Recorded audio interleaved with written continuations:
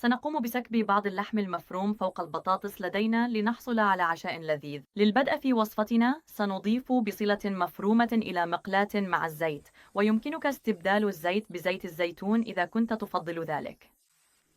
الآن فقط قم بتشويح البصل على نار متوسطة، وبمجرد أن يصبح البصل طرياً سنضيف اللحم. لذا ستحتاج إلى إضافة 800 غرام من اللحم البقري المفروم في المجمل. فقط قلب وشوح اللحم جيداً حتى يجف تماماً ويخرج كل الماء منه. يمكنك إضافة كمية أكثر أو أقل من اللحم إذا رغبت بذلك. عادة ما أطبخ لعدد كبير من الأشخاص، لذلك سأضيف القليل من اللحم الإضافي. وهذا هو شكل اللحم بعد أن تم تحميره جيداً. بعد ذلك سنبدأ في تتبين المكونات. تبدأ بإضافة 300 مل من صلصة الطماطم، ثم نتبل بملعقة كبيرة من الملح. كمية الملح اختيارية، لكن لا تنسى إضافته. وأضف ملعقة كبيرة من الفلفل الأسود. الآن أضف ملعقة من البابريكا، ويمكنك أيضاً إضافة التوابل التي تفضلها. وبعد إضافة هذه المكونات فقط قلبها جيداً.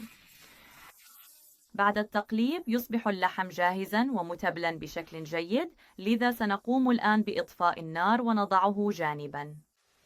الآن في وعاء سنجهز الصلصة.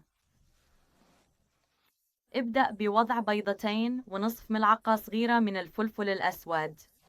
يجب أن تخلط هذا الخليط لمدة دقيقة واحدة على الأقل، ويمكنك استخدام مضرب يدوي أو شوكة فقط. الآن أضف 400 مل من الحليب وحرك كل شيء مرة أخرى حتى تمتزج المكونات جيداً، ثم ضع الخليط جانباً.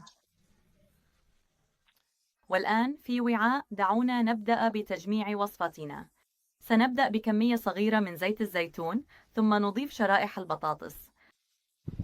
لقد قطعت 3 حبات بطاطس كبيرة وقشرتها. فقط ضعها في قاع الوعاء، ثم أضف اللحم المطهو فوقها.